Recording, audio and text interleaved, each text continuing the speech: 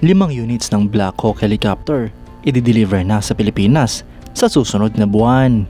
Ito nga po mga idol ang parte ng 32 units na mga bagong Black Hawk helicopter na binili ng ating bansa. Yan ang pag-uusapan natin, pero bago yan, kung bago ka lang sa aking channel, huwag mong kalimutang mag-like, subscribe at i-hit mo na rin ang notification bell button para lagi kang updated sa mga bagong videos natin.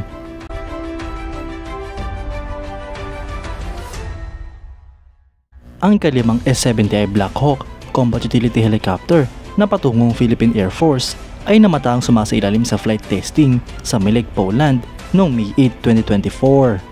Ang helicopter nga pong ito ay may temporary number na SP-YVF na sumunod sa 4 pang helicopter na naunang nagawa na may temporary number na SP-YVB, SP-YVC, SP-YVD at SP-YVE. Inaasahan nga po na ang lahat ng 5 helicopter na ito ay magiging parte ng unang batch ng mga helicopters na ipinangako ng Lockheed Martin, PZL Mielec ng Poland na i-deliver sa Pilipinas para sa Philippine Air Force ngayong June 2024. Patuloy pa nga rin pong kinukumpirma mga idol kung ang PZL Mielec ay magdi-deliver pa ng ikalawang batch na binubuo ng 10 helicopters ngayong ding taong ito. Ngunit alam naman nga po natin na palaging merong delay sa mga ganitong transaksyon, kaya't asahan na nga po natin na merong at least 6 hanggang 8 buwan ang pagitan ng dalawang schedule ng delivery. Ang helicopter acquisition project na ito ay parte ng 32 units sa ilalim ng Additional Utility Helicopter S-70i Black Hawk Combat Utility Helicopter Phase 4 Acquisition Project para sa Philippine Air Force. Ito nga po ay under ng second list ng Horizon 2 phase ng Revised Armed Forces of the Philippines Modernization Program. Ang Sikorsky Black Hawk mga idol ay isang 4-bladed twin-engine medium-lift utility helicopter na minamanufacture ng Sikorsky Aircraft. Ang helicopter nga pong ito ay unang lumipad noong October 17, 1974 at na-introduce naman noong 1979.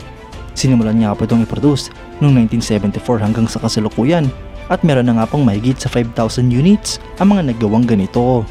Sa kasalukuyan, ang mga military operators nito ay ang Afghanistan, Albania, Australia, Austria, Bahrain, Brazil, Brunei, Chile, People's Republic of China, Colombia, Croatia, Egypt, Greece, Indonesia, Israel, Japan, Jordan, Latvia, Lithuania, Malaysia, Mexico, Morocco, Pilipinas, Poland, Portugal, Saudi Arabia, Republic of Korea, Slovakia, Sweden, Taiwan, Thailand, Tunisia, Turkey, United Arab Emirates, Ukraine at United States.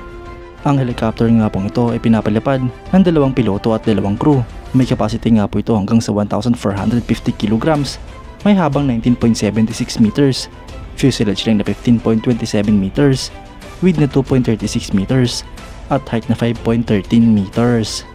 Ang empty weight naman nito mga idol ay 5,675 kilograms, habang ang maximum take-off weight naman ay 9,979 kilograms.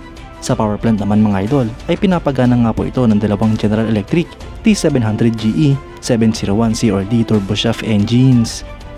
Ang Black Hawk helicopter ay may maximum speed na 294 km per hour, cruise speed na 282 km per hour, combat range na 320 nautical miles, ferry range na 1,199 nautical miles, at service ceiling na 5,800 meters. Mga idol, asahan na nga po natin ang pagdating ng unang batch ng mga bago at advance na additional na mga combat utility helicopters para sa Philippine Air Force. Isang malaking boost nga po ito para sa Philippine Air Force, lalo pat 32 units ang binili ng ating bansa. Magagamit nga po ito ng Pilipinas hindi lang sa military operations kundi pati na rin sa humanitarian assistance, disaster response at relief operations.